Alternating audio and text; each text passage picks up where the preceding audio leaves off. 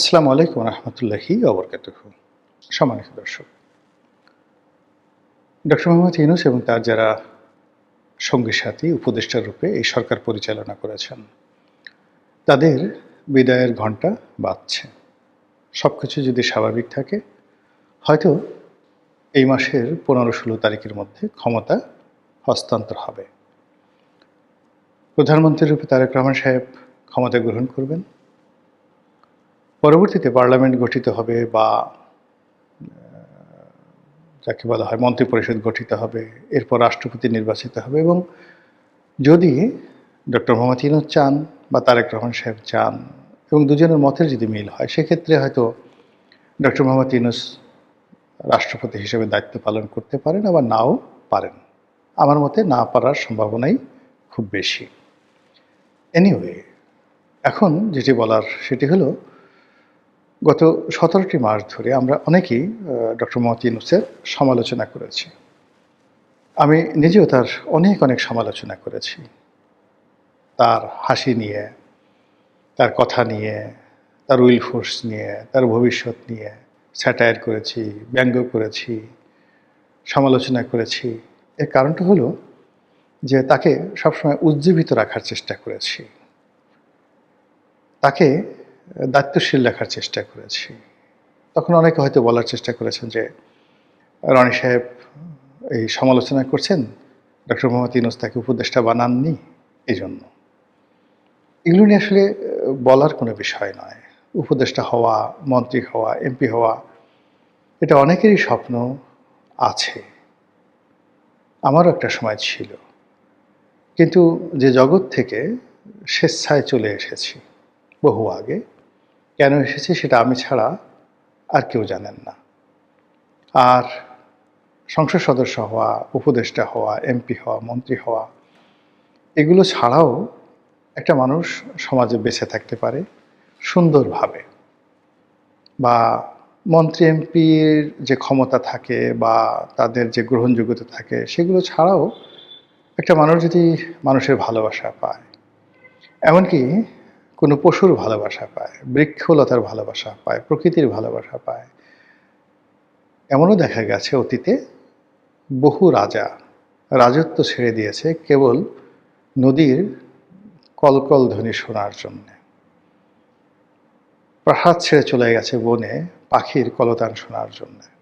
তো কাজেই যে যার মতো সমালোচনা করেছেন আমাকে বা আমার মতো অনেককে, সেটা তাদের ব্যক্তিগত বিষয়। আমি বা আমরা কেন এই সমালোচনা করেছি সেটা আমরা ভালো বলতে পারবো। তো যেটা বলছিলাম যে ওনার সমালোচনা করেছি আমি ব্যক্তিগতভাবে, যেহেতু এখন বিদায় বেলায়, এখন আর কেউ বলতে পারবে না যে ডক্টর মোহাম্মদ ইউনূসের প্রশংসা করলে তাকে তেল মারা হচ্ছে। তার কাছে আমার এখন কেন দূরের কথা, এই বাংলাদেশে কারোর কোনো স্বার্থ নেই। এবং তিনি ক্ষমতা হারানোর পরে হয়তো এমন অবস্থার মধ্যে পড়বেন যে তার সঙ্গে যদি কারো সম্পর্ক থাকে বা তার কেউ প্রশংসা করে, সে আরও বিপদে পড়তে পারে আগামী দিনগুলোতে। তো সেই অবস্থাতে যেটা বলার চেষ্টা করছি যে ওনার বিদায়ের ঘণ্টা যত বাজছে, ওনার বিদায় নেবার ক্ষণ যত কাছাকাছি আসছে, ততই তার জন্য মায়া হচ্ছে, কান্না হচ্ছে, কান্না পাচ্ছে। অবশ্য তার প্রেস সচিব একবার বলেছিলেন যে ডক্টর মোহাম্মদ ইউনূস চলে যাওয়ার পর অনেকে কাঁদবেন। আমরা সেদিন হেসেছিলাম, অনেকে হেসেছিলাম, কিন্তু এখন ওনার এই বিদায়ের বেলায় বিশ্বাস করে আমার নিজের কাছে কিন্তু খারাপ লাগছে। এবং আমি যে কথাগুলো আগে বলিনি, কিন্তু সরকার বলার চেষ্টা করেছে, কিন্তু ওইগুলো অতটা প্রচারিত হয়নি। কিন্তু এখন বলবো, তার বিদায় বেলায় বলবো যে তিনি ইতিহাসের একটা সন্ধিক্ষণে এসেছিলেন। এবং ওই যে ইব্রাহিম সৈয়দ, মানে ওখানে মাওলানা ইব্রাহিম সাহেব, দেলোয়ার হোসেন সাইদি সাহেবের যে বিয়ে, একটু পাগলা টাইপের, অনেক সময় অলৌকিক কথাবার্তা বলেন। তো মুফতি কাজী ইব্রাহিম, তিনি একবার বলেছিলেন যে আল্লাহ বিশেষ কৌশল করে তারপর আলাদাভাবে ডক্টর মোহাম্মদ ইউনূসকে সিলেক্ট করে বাংলাদেশের জন্য পাঠিয়েছেন, এটা তার কাছে খবর আছে। কাজেই ডক্টর মোহাম্মদ ইউনূসের আনুগত্য করা, তাকে ভালোবাসা, তার কথা মান্য করা ফরজ, না করলে গুনাহ হবে। তো তিনি তার মতো করে কথাটা বলেছেন। আজকে এই সময়টাতে আপনি যদি তার কথার একটি অংশ শুধু স্মরণ করেন, যে পরিবেশ এবং যে পরিস্থিতিতে ডক্টর মোহাম্মদ ইউনূস ক্ষমতা নিয়েছেন, ডক্টর মোহাম্মদ ইউনূসের জায়গায় যদি অন্য কেউ হতেন, সারা বাংলাদেশে গৃহযুদ্ধ শুরু হয়ে যেত।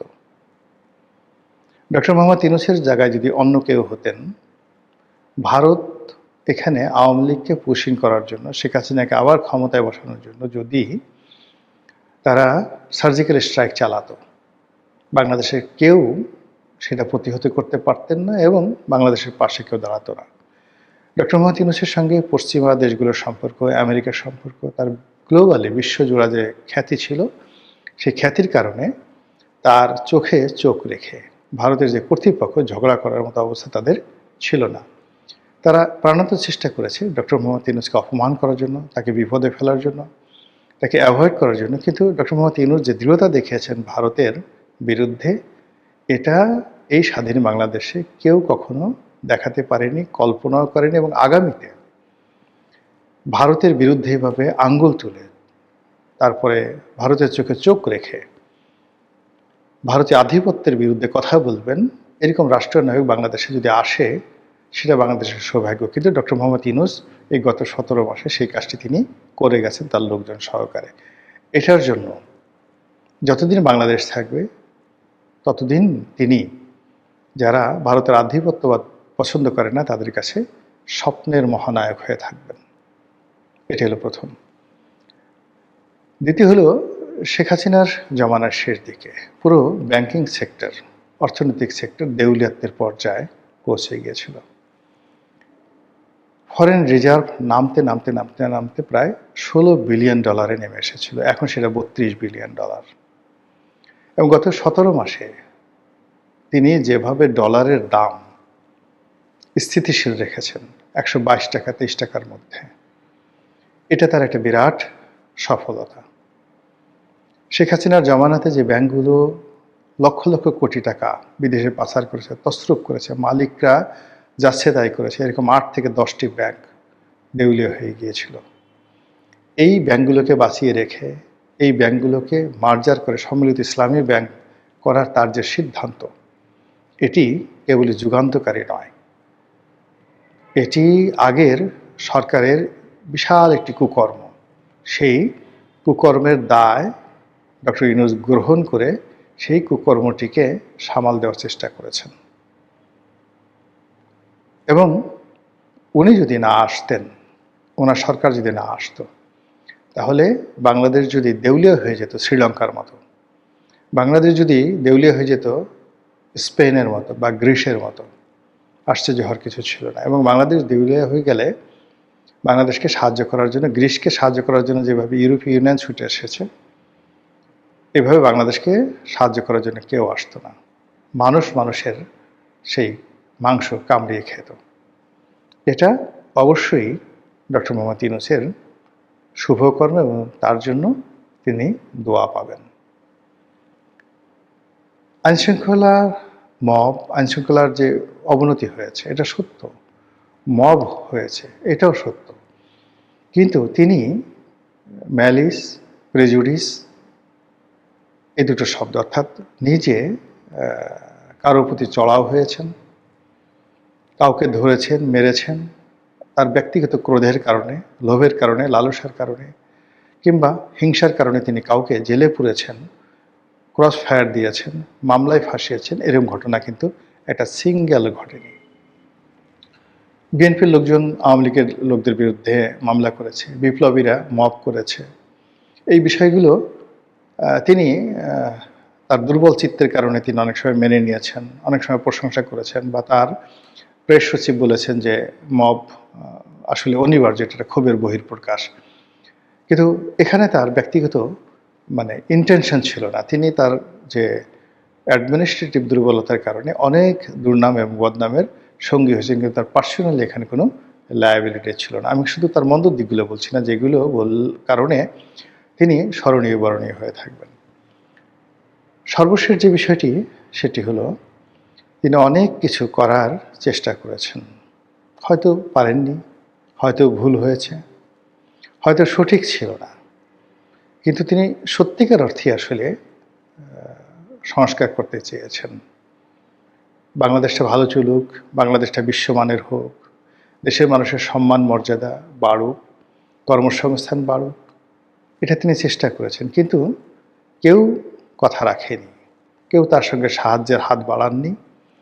আর আমলাতন্ত্রের যে ঘেরাটোপ, সেই ঘেরাটোপের কারণে তার কোনো উইল ফোর্স অ্যান্ড ডিজায়ার সামনে এগুতে পারেনি।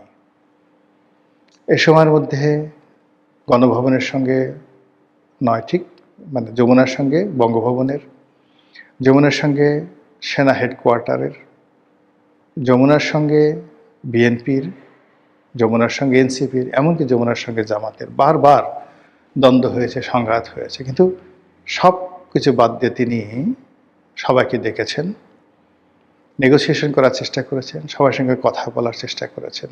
কখনো অভিমান করেননি, কখনো ক্রোধ দেখাননি, কখনো মুখ বাঁকা করে, মানে যাকে বলা হয় রাগত স্বরে কারোর সঙ্গে কথা বলেননি। তিনি কথা শুনেছেন বেশি, বলেছেন কম।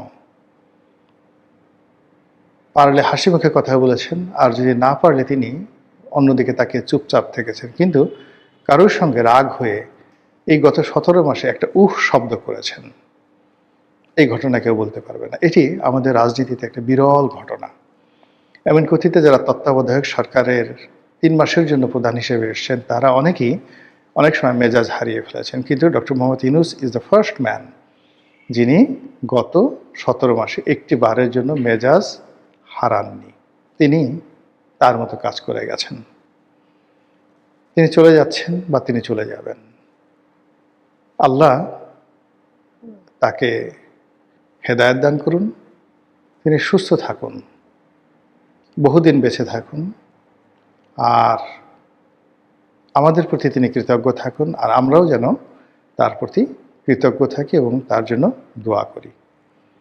আসসালামু আলাইকুম রহমতুল্লাহি ওয়া বারাকাতুহু।